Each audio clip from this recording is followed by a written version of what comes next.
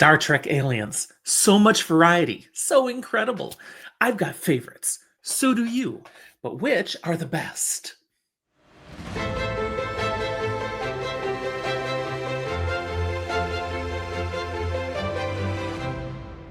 Welcome to Fantasy for the Ages, the show where a father and son talk about fantasy, science fiction, horror, and other nerdy things we enjoy. And today, all into the nerdiness, bringing my Trekkie self out here to talk Star Trek stuff. If you enjoy this today, be sure to give us a like and subscribe to our channel if you haven't done so yet. Thanks. Yeah, I'm a Trekkie. I've loved Star Trek since I was a kid.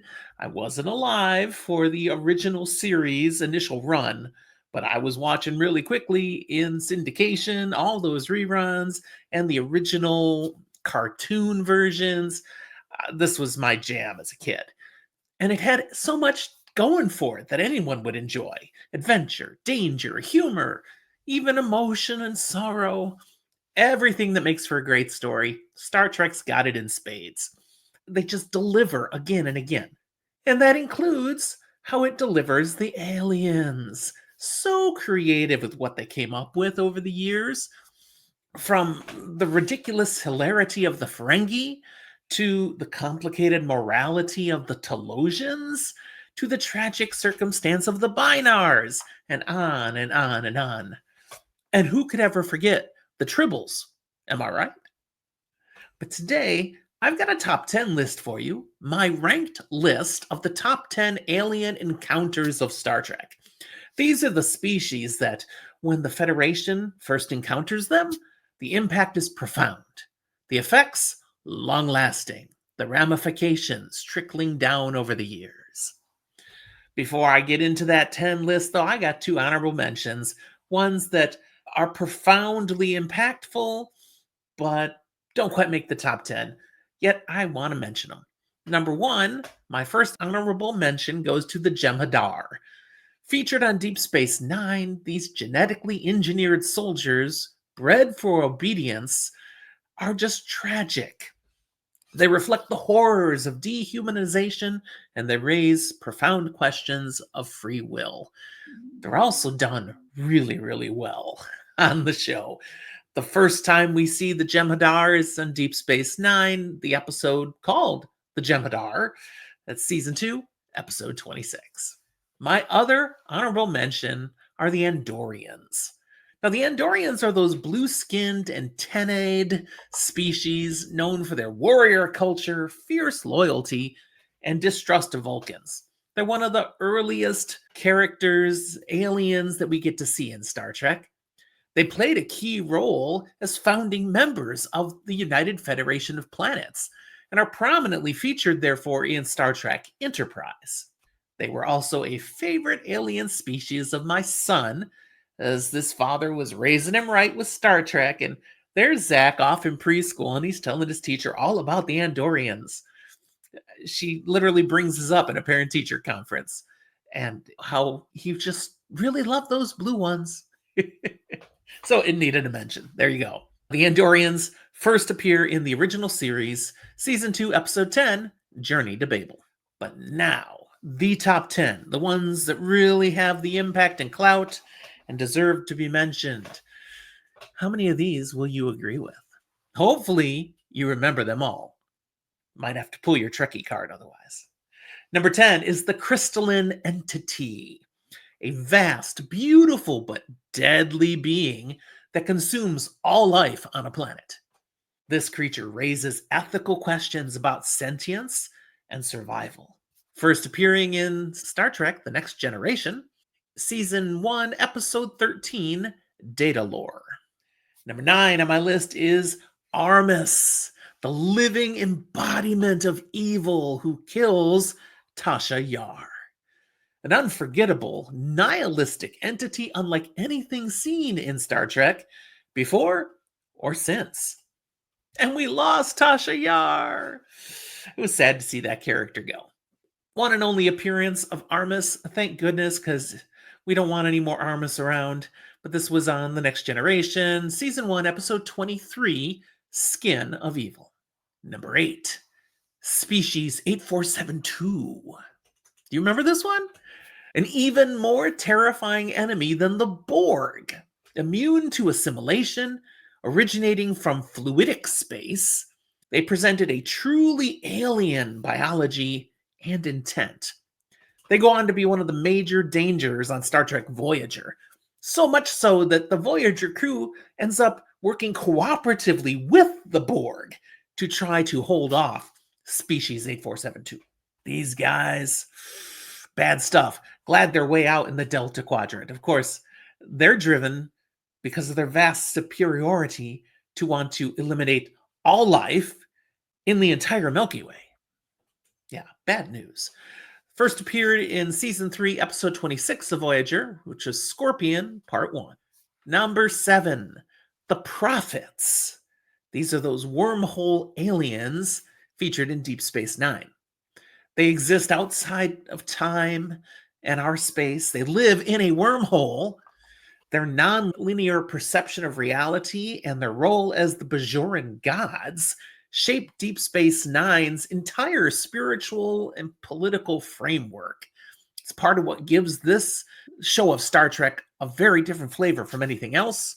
They popped on right away in the opening 2 episodes of season 1, Emissary Part 1 and 2. Number 6, the Klingons. You knew they had to be on this list somewhere. First starting out as a Cold War metaphor, later the Klingons become very complex allies of the Federation. Their warrior culture, their honor code, it evolved dramatically as Star Trek moved along, especially with the brilliant introduction of Worf, the first ever Federation officer who's also a Klingon. And his story arc is one of the best of Star Trek. Klingons first appeared in the original series, Season 1, Episode 26, Errand of Mercy. Number 5, really close with the Klingons, is the Romulans. First coming to us in Balance of Terror, a terrific episode of Star Trek, the original series.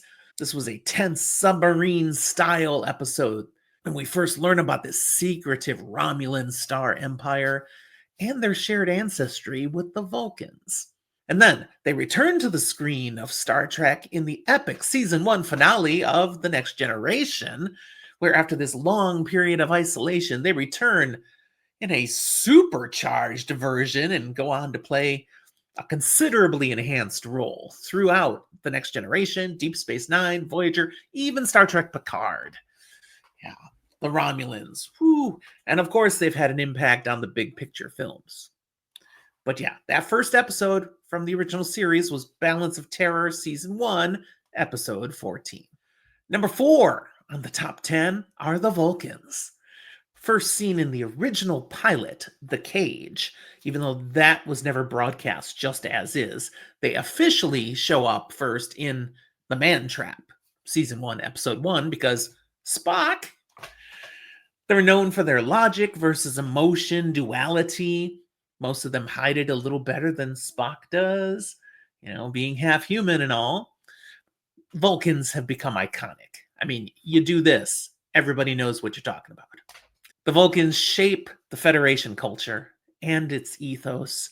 They're fundamental to it. And in fact, thanks to Star Trek First Contact, Vulcans are genuinely the ones who bring us into a greater understanding of what the universe was like, what the galaxy had waiting for us, and reshaped humanity into something much better. So you gotta love the Vulcans. What an impact they had. Number 3, okay, I got 3 that are bigger than the Vulcans? Yes. The Q Continuum. John Delancey's omnipotent Q introduces humanity to galactic tests and moral trials, often serving as the franchise's playful but probing conscience. I loved that actor when he first shows up right away. Season 1, Episode 1 and 2, Encounter at Farpoint in Star Trek The Next Generation. I remembered him from the soap opera, The Days of Our Lives, and I'm like, I know this guy.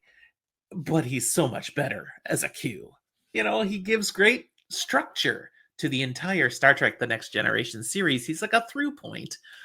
And the big finale at the end, there's Q. Gotta love him. But omnipotent. Ultimate power. That episode where he gives that power to Riker. Yeah, that doesn't go so well. The Q continuum. Big stuff. Number two, even a little bigger, is the Dominion slash the Founders. A masterclass in long form storytelling on Deep Space Nine. This enemy shifts from distant threat to full blown war, with changelings, the Founders, manipulating galactic politics from within.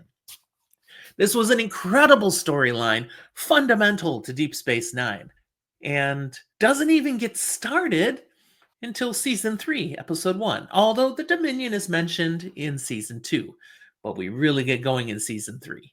Love this part of Deep Space Nine, and just a amazing character and race, and the impact they have. And Odo, man, Odo. Yeah. But number one, there can only be number one for the top 10 alien encounters, and that's got to be the Borg. The chilling introduction of the Borg Collective marked a turning point for Star Trek, showcasing a truly alien, relentless foe with no desire to negotiate, to understand, only to assimilate. Resistance is futile. They did so many things with the Borg storyline, impacting the various different franchises. Just incredible. Where do they get introduced, though?